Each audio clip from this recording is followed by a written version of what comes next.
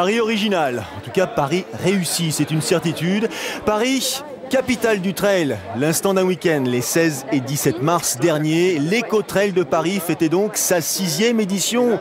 Cette fameuse aventure qui va amener les concurrents de la base de Saint-Quentin en Yvelines à la Tour Eiffel, au pied de la Tour Eiffel cette année en l'occurrence, et non pas au premier étage comme les éditions précédentes, parce que le premier étage de la Tour Eiffel, il est en réfection.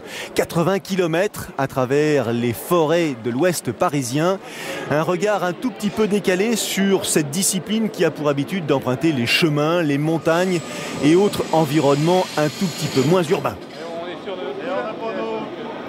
On a récupéré ces petites affaires, on emprunte les transports en commun, direction le départ.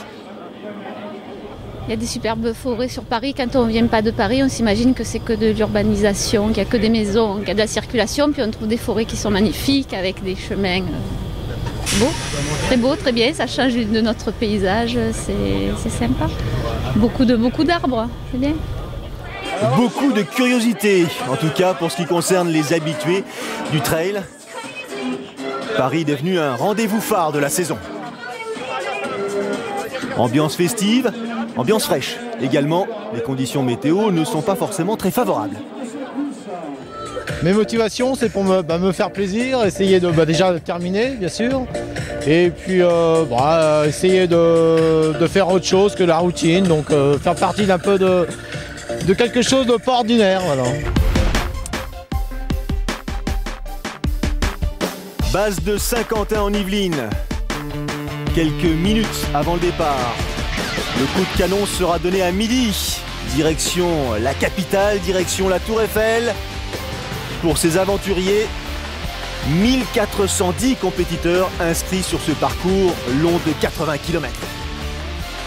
Toutes origines, toutes provenances, un même regard enthousiaste et motivé. Ça commence à pincer le bout des doigts, les oreilles sont fraîches. Il serait bon de donner le top départ. Ça y est donc, midi précisément, base de Saint-Quentin en Yvelines.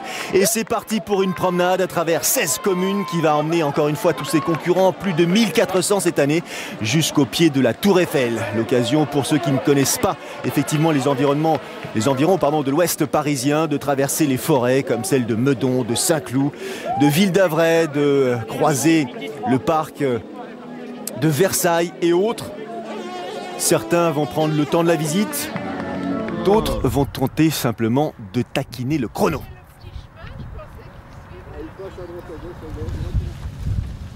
Il a fait froid, il a fait très humide sur la région parisienne ces jours derniers, autant dire que le sol est assez boueux. Les taupes sont de sortie, venus saluer donc les concurrents et proposer à ces candidats des conditions somme toute assez souples.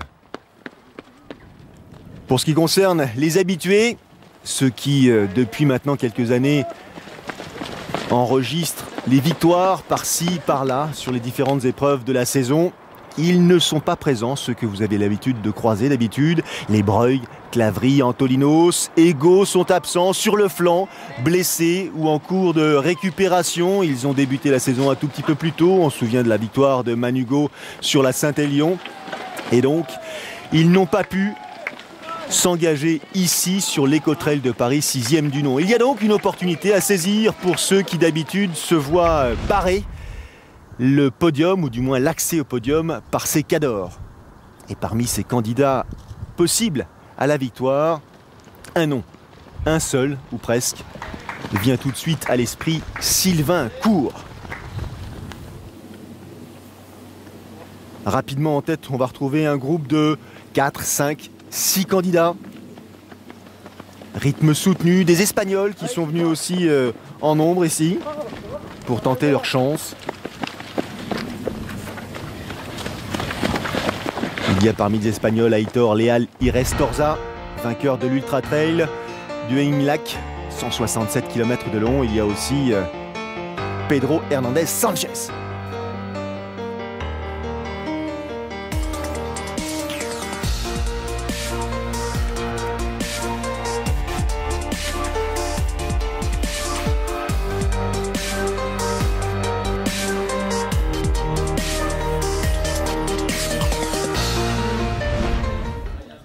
Arrêt buffet. Buc. Après avoir longé ou survolé presque les étangs de la Minière, un ravitaillement déjà important, kilomètre 22. Il reste encore un sacré bout de chemin. Et je vous parlais de conditions météo, la neige est encore présente sur ces chemins qui rythment la progression. Dossard 2001, je vous en parlais il y a une seconde. Pedro José Hernandez Sanchez. 3245, son compatriote Leal Irastorza.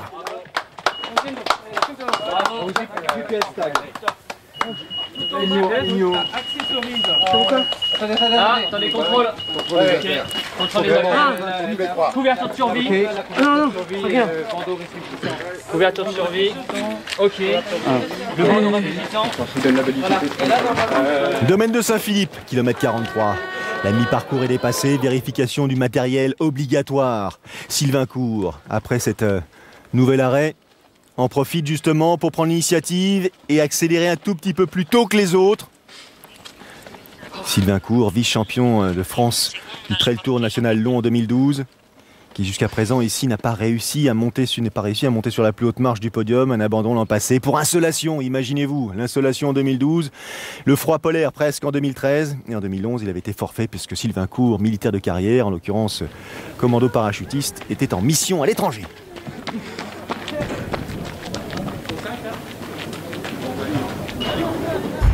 Allez, c'est bon, l'écart il a vachement grandi depuis tout à l'heure.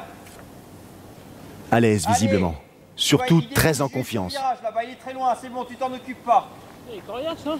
Ouais, mais t'es super bien là. Hein. Ça y est, Sylvain Court a fait la différence. 1,06 sur Hernandez. La foulée n'est pas la même, beaucoup moins souple, plus de 3 minutes 20 sur David Pasquio, le pompier breton, 7e de la Diagonale des Fous en 2012. Et derrière, Irastorza, plus de 5 minutes. Attention, c'est encore long, c'est loin d'être terminé. Plus de 10 minutes maintenant de retard pour ce qui concerne David Vanster. Ville d'Avray. Ces étangs là aussi, sa quiétude. On se rapproche de la capitale parisienne. Encore un petit peu moins de 20 km à exécuter. Et Sylvain Court est toujours largement en tête de cette compétition. Il est venu au trail en 2009, Sylvain, et depuis des performances à son actif, notamment une 7e place lors des Templiers en 2012, mais surtout vainqueur du trail de la Côte d'Opale la même année, 2e de la 6000D, 3e du Nivelles-les-Revards. Bref, des podiums, et une performance ici représenterait bien sûr une sacrée plus-value. Hein? Il y a toujours 2 minutes. Les fauves sont lâchés dans le parc de Saint-Cloud. Et Sylvain Court prend la direction de l'esplanade de la Lanterne, à l'extrémité du parc, juste au-dessus de la Seine, avec en face de lui enfin la Tour Eiffel qui va commencer à montrer le bout de ses ferrailles. 45 minutes seulement. Allez, tu gardes ton rythme et tu crains rien. Il reste 14 km. C'est tellement long et tellement court. À la fois, Sylvain Court, donc, à l'avantage. C'est désormais l'Espagnol Aitor Leal Irastorza qui est en 2e position, qui revient, qui a mangé son compatriote Hernandez Sanchez, qui a mangé aussi David Pasquio. Gabarit plus petit, foulée plus rapide, mais large sourire sur le visage de l'Espagnol. Oh, merci à tout le monde. Bon courage. Ah, c'est sympa. Petit geste, petite attention pour tous ces bénévoles qui permettent à ce type de compétition d'exister, d'être pérenne. Je vous rappelle que c'est la 6e édition de l'Eco-Trail de Paris. Rendez-vous désormais incontournable de la saison du trail. Ça sent la fin, mais ça sent aussi les jambes douloureuses. On le voit, la foulée n'est plus la même.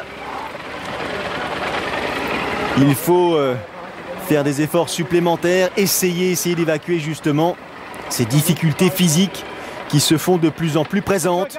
Écartez-vous, s'il vous plaît. Oula, qu'elles sont difficiles ces dernières marches. Allez, on franchit la Seine et désormais C'est quasi chose faite. Il peut la regarder, il peut enfin apprécier. Il arrive au pied de la Tour Eiffel. Sylvain Court, lui qui a tellement attendu ce moment. Victoire donc ici, 5h48-58 pour Sylvain Court sur les 80 km de cette Eco-Trail de Paris version 2013. La victoire de Sylvain Court qui s'impose ici à Paris. C'est la première fois qu'il gagne. Oui, il apprécie. Aitor Leal Irastorza, l'Espagnol, vainqueur de l'Ultra Trail de Valence, prend la deuxième position et il en profite jusqu'au bout. Il savoure. 10 minutes après Sylvain Court, Leal Irastorza franchit à son tour la ligne d'arrivée. Le voilà le deuxième.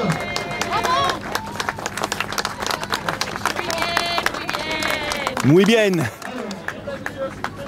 Troisième position pour David Pasquio, 6h 2 minutes.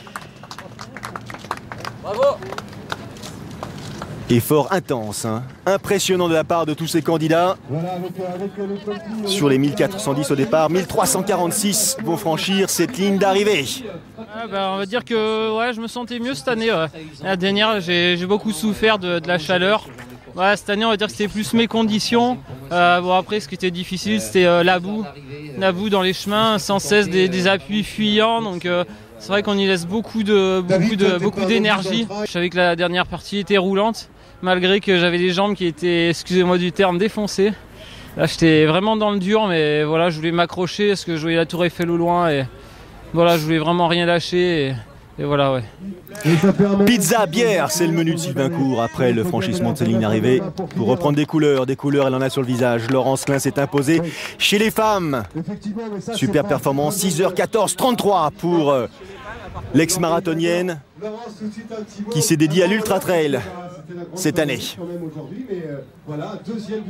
Encore un fort succès pour cette épreuve. L'Eco-Trail de Paris, 6e du nom, a été salué unanimement pour son atmosphère, sa convivialité, sa richesse. Prochain rendez-vous sur Sport Plus, le Trail Trans Grande Canaria la semaine prochaine. Salut à tous.